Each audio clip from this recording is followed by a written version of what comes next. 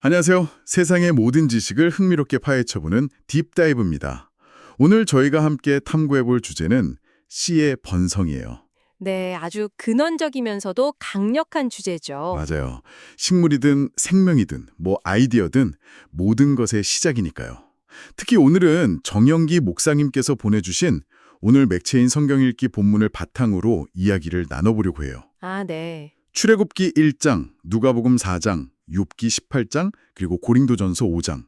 솔직히 처음 이 목록을 딱 봤을 땐 연결이 잘 안 되죠. 네, 이 네 가지가 어떻게 연결되지 싶었어요. 노예 생활, 광야의 시험, 친구랑 막 논쟁하고 초기 고해의 내부 문제까지 정말 공통점이 없어 보이잖아요. 그쵸. 각기 다른 시대, 다른 장르, 또 다른 상황의 이야기들이니까요. 마치 서로 다른 재료 네 가지를 딱 던져주고 이걸로 하나의 요리를 만들어보라는 과제 같기도 하고요. 바로 그거예요. 그래서 오늘 저희의 목표는 바로 이겁니다. 이 전혀 달라 보이는 재료들이 어떻게 미약한 씨가 번성하도록 이끄시는 하나님의 섭리라는 이 하나의 놀라운 요리로 완성되는지 그 레시피를 한번 파헤쳐 보는 거죠. 그리고 그 오래된 레시피가 오늘 우리 삶에 어떤 의미를 주는지도요. 네. 여기서 씨의 번성이라는 주제를 조금만 더 깊이 생각해 볼 필요가 있어요. 아, 어떤 점일까요? 이게 단순히 인구가 늘거나 사업이 잘 되는 것 같은 그런 수적인 증가만을 의미하는 게 아니거든요. 오히려 역경 속에서 더 단단해지는 강인함, 또 혹독한 시험을 통과하면서 얻는 성장, 그리고 공동체 전체를 병들게 하는 악을 분별하고 잘라내는 용기까지 포함하는 아주 다층적인 개념이에요. 이 네 본문이 각기 다른 각도에서 이 번성의 입체적인 모습을 보여준다는 점이 아주 흥미롭습니다. 좋습니다. 그럼 첫 번째 재료부터 한번 맛을 보죠. 출애굽기 1장, 고난 속에서 오히려 번성하는 이야기인데요. 이건 배경이 이집트에 정착한 이스라엘 민족의 이야기죠. 네, 맞아요. 요셉이라는 인물 덕분에 이집트에서 환대받으며 살던 시기가 이제 다 끝나고 수백 년이 흐른 뒤예요. 요셉을 전혀 알지 못하는 새로운 파라오가 왕이 된 거죠. 그렇죠. 그런데 이 새로운 왕이 보니까 이스라엘 사람들이 너무 많아진 거예요. 위협을 느낀 거죠. 그래서 그들을 노예로 삼아서 국고성 비돔과 라암셋을 짓는 그야말로 강제 노역에 투입하잖아요. 정말 숨도 못 쉴 만큼 혹독하게 억압하는 상황입니다. 상식적으로 생각하면 이런 극한의 압제 속에서는 인구가 줄거나 최소한 유지가 되어야 정상이잖아요. 그렇죠. 생존 자체가 위협받는 상황이니까요. 네. 바로 그 지점이에요. 저는 솔직히 이 부분이 잘 이해가 안 갔어요. 성경에 그러나 학대를 받을수록 더욱 번성하여 퍼져나가니라고 되어 있잖아요. 보통 압제를 받으면 흩어지거나 약해지는 게 당연한데 어떻게 정반대의 결과가 나올 수 있죠? 이건 뭐랄까?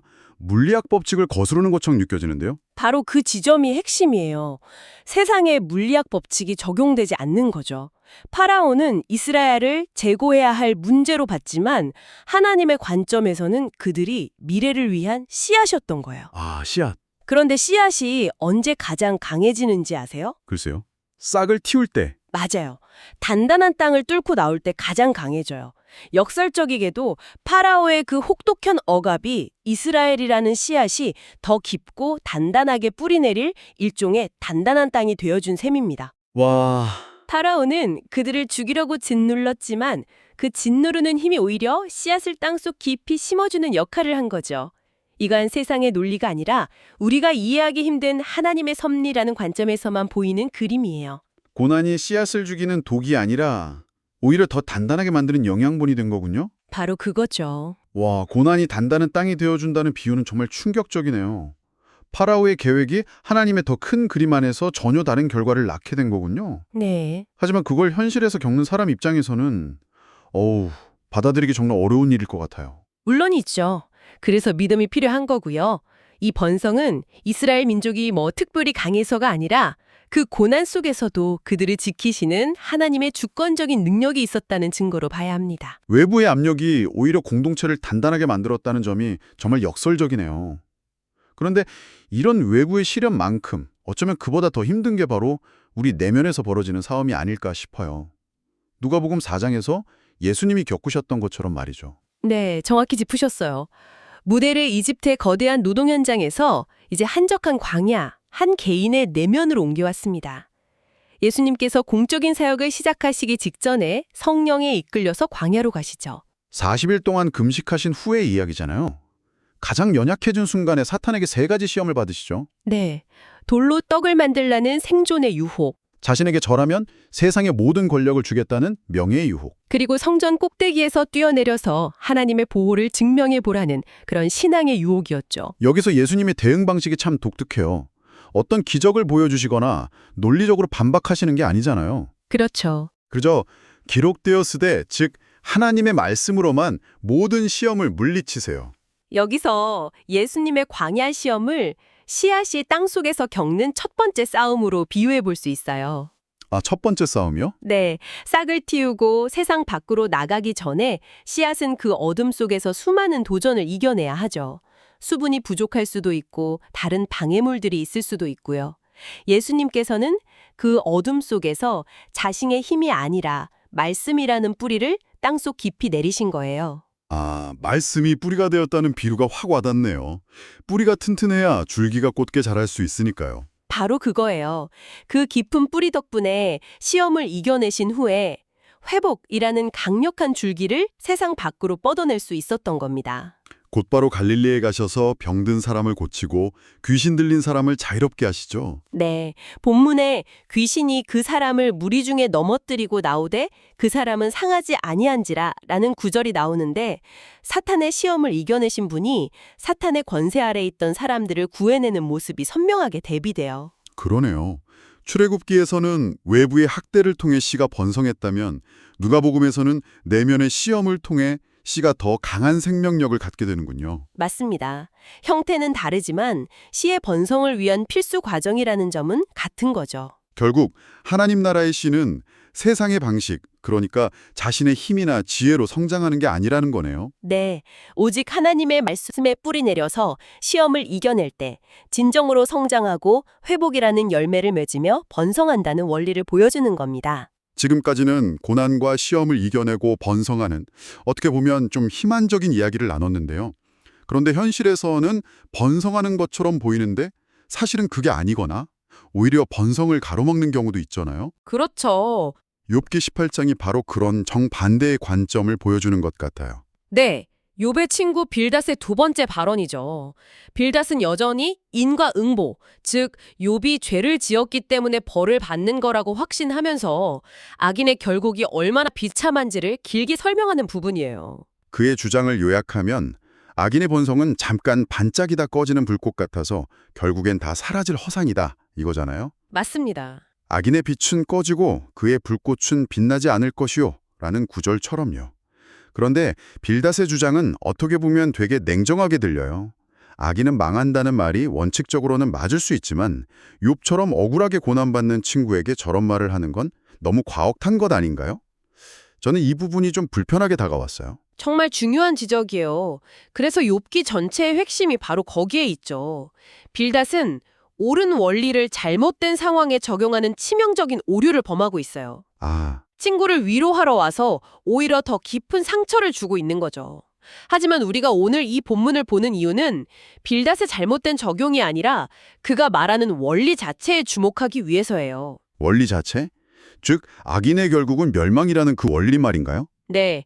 세상의 관점에서는 악인의 성공이 부러워 보일 수 있잖아요. 저 사람은 나쁜 짓을 하는데도 왜 저렇게 잘 살지?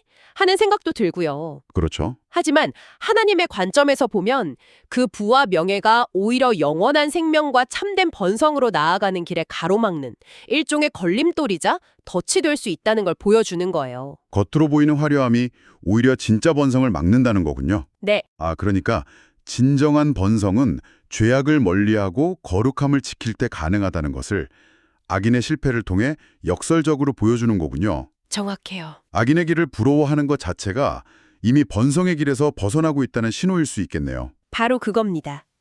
그래서 이 본문은 우리에게 질문을 던지죠. 당신이 추구하는 번성은 무엇인가? 꺼져버릴 불꽃인가? 아니면 영원한 빛인가? 하고요. 그 질문이 묵직하게 다가오네요. 진짜 번성은 눈에 보이는 성공이 아니라 거룩함과 연결된다는 거군요.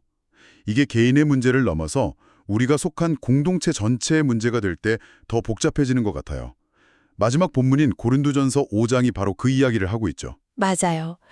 고린도 교회는 은사도 많고 열정도 넘쳤지만 아주 심각한 내부 문제를 안고 있던 공동체였어요. 그중에서도 가장 충격적인 게 음행 문제였죠.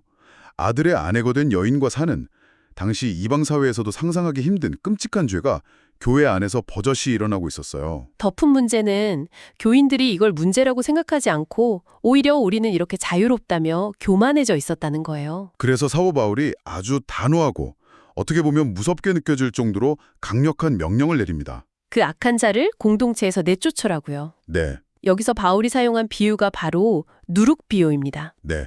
너희는 누룩 없는 자인데 새 덩어리가 되기 위하여 묵은 누룩을 내버리라. 빵을 만들 때 아주 작은 누룩 덩어리가 반죽 전체를 부풀게 하는 것처럼 공동체 안에 용납된 작은 죄가 공동체 전체를 오염시킬 수 있다는 경고잖아요. 맞아요. 이건 마치 냉장고에 넣어둔 양파 하나가 다른 모든 음식에 냄새를 배게 하는 것과 비슷해요. 아, 양파요? 네. 처음엔 양파 하나쯤이야 싶지만 며칠 지나면 우유에서도 양파 냄새가 나기 시작하죠. 바울은 고린도 교회 전체가 지금 양파 냄새 나는 우유가 될 위험에 처했다고 경고하는 거예요. 양파 냄새 나는 우유라니 비유가 정말 확 와닿는데요. 씨앗이 아무리 좋아도 밭 전체가 오염되면 제대로 자랄 수 없는 것과 같아요. 결국 씨의 번성은 개인의 경건함을 넘어 공동체 전체가 함께 죄와 싸우고 거룩함을 지켜내야만 가능하다는 말씀이시군요. 그렇습니다. 그리고 여기서 바울은 이 모든 것의 대전제를 이야기해요. 바로 우리의 유월절 양 곧 그리스도께서 희생되셨느니라 라는 선언이죠. 유월절 양. 이 말이 기독교인이 아니면 좀 생소할 수 있을 것 같아요. 조금만 더 설명해 주실 수 있을까요? 그럼요. 이건 옛날 이스라엘 민족이 이집트에서 노예 생활을 끝내고 탈출하기 직전의 사건을 가리키는 거예요. 마지막 재앙이 이집트의 모든 장자를 죽이는 것이었는데 이스라엘 사람들은 어린 양을 잡아서 그 피를 문설주에 발랐어요. 아, 그 피를 본 죽음의 사자가 그 집은 그냥 지나갔죠. 패스오버 한 거예요. 즉, 어린 양의 희생 덕분에 그들이 살 수 있었던 거죠. 그런 배경이 있었군요. 바울은 예수님의 십자가 희생이 바로 그 유월절 어린 양과 같아서 우리가 구원받는 근본적인 이유가 된다고 말하는 겁니다. 씨앗의 보존과 번성은 우리의 노력만으로 되는 게 아니라 근본적으로는 예수님의 희생이라는 단단한 반석 위에 세워져 있다는 거죠. 하지만 네? 바울은 여기서 멈추지 않아요. 그 구원이 이제 아무렇게나 살아도 괜찮다는 면죄부가 아니라는 겁니다. 오히려 냉장고를 깨끗하게 청소하고 묵은 누룩, 즉 그 양파 같은 죄를 버려야 할 이유가 된다고 강력하게 강조하는 거예요. 자, 이렇게 4개의 본문을 모두 살펴봤네요. 처음엔 전혀 상관없어 보이던 퍼즐 조각들이었는데 이야기를 나누다 보니 씨의 번성이라는 하나의 큰 그림으로 완벽하게 맞춰지는 것 같아요. 네, 고난이라는 단단한 땅을 뚫고 번성하고 출애굽기, 말씀이라는 뿌리를 깊이 내려 시험을 이겨내며 누가복음, 죄악이라는 걸림돌을 피하고 욥기, 또 공동체의 거룩함이라는 좋은 밭에서 자라나는 씨의 모습이 그려지네요. 네, 각기 다른 시대와 상황 속에서 하나님께서 당신의 씨를 어떻게 보호하고 훈련시키고 또 정결하게 해서 결국 번성하게 하시는지를 아주 입체적으로 보여주는 놀라운 구성이죠. 결국 하나님 나라의 씨가 번성하는 건 고난과 시험이라는 외부적, 내부적 도전을 이겨내는 과정 속에서 이루어지는데 그 힘의 근원은 우리의 능력이 아니라 하나님의 절대적인 주권과 보호하심에 있다는 것. 네. 그리고 우리는 그 뜻에 순종해서 악을 멀리하고 공동체의 거룩함을 지키며 그 번성에 동참해야 한다는 것을 알 수 있었어요. 맞아요. 그리고 오늘 우리가 나눈 이 내용은 단순히 오래된 종교 경전 속 이야기가 아니에요. 고난, 시험, 악의 유혹, 공동체 안에서의 갈등. 이건 오늘날 우리가 매일 마주하는 현실이잖아요. 그렇죠. 이 네 본문은 그 모든 현실 속에서 씨의 번성이라는 하나님의 계획이 어떻게 지금도 작동하고 있는지를 보여주는 일종의 로드맵과 같아요. 지금 내가 겪는 고난이 끝이 아니라 번성을 위한 단단한 땅일 수 있고 내가 마주하는 시험이 나를 무너뜨리는 게 아니라 회복으로 이끄는 뿌리내림의 과정일 수 있다는 것.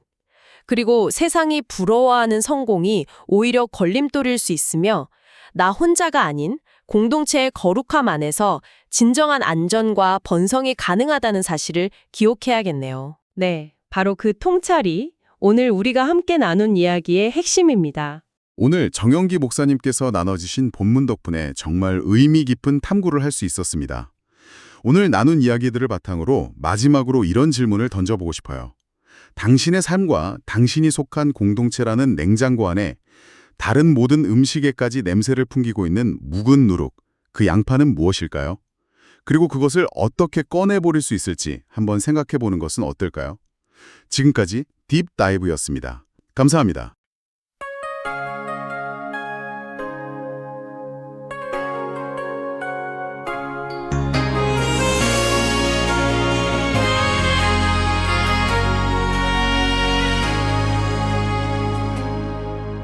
요셉을 알지 못하는 새 왕이 일어나 무거운 짐을 지우고 이스라엘 괴롭히네.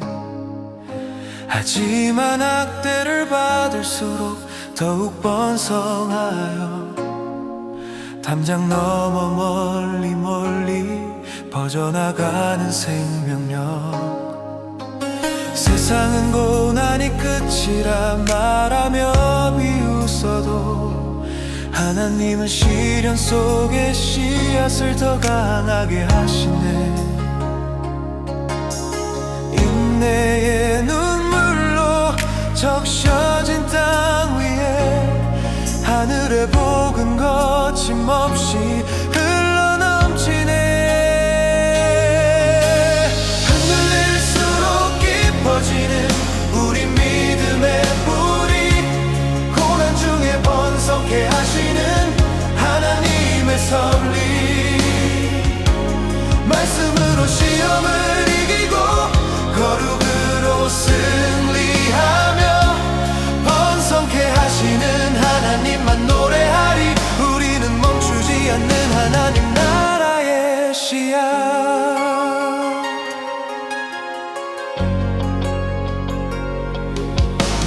광야의 굶주림과 사탄의 달콤한 유혹, 주님은 오직 기록된 말씀으로 물리치셨네. 나사렛의 배척과 차가운 시선 속에서도 눌린 자를 자유케 하며 회복을 시작하시네. 내 힘과 내 지혜론 시험을 이길 수 없으나 예수 이름 의지할 때 어둠은 물러가고 상처 입은 영혼마다 새 생명 얻어 자라나 하나님 나라 풍성하게 꽃을 피우네. 흔들릴수록 깊어지는 우리 믿음의 뿌리, 고난 중에 번성케 하시는 하나님의 섭리.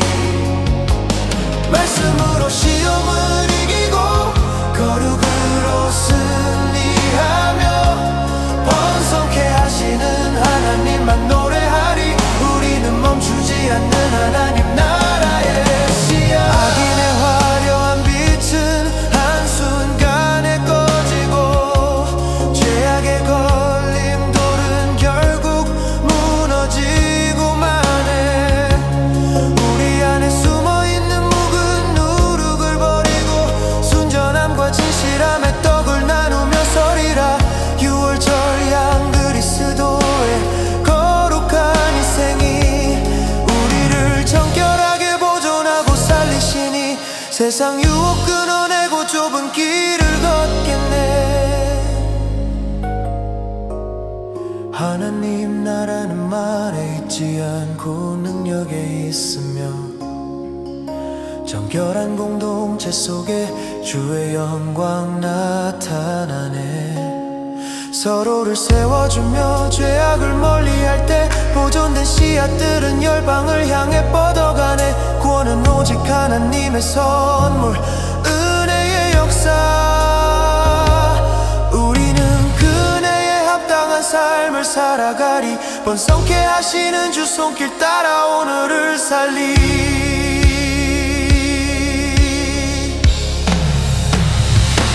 이스라엘처럼 고난 중에 번성하고 예수님처럼 시험 앞에 말씀으로 서며 낯선 친구 말 뒤에 숨은 진리를 찾고 바울의 권면 따라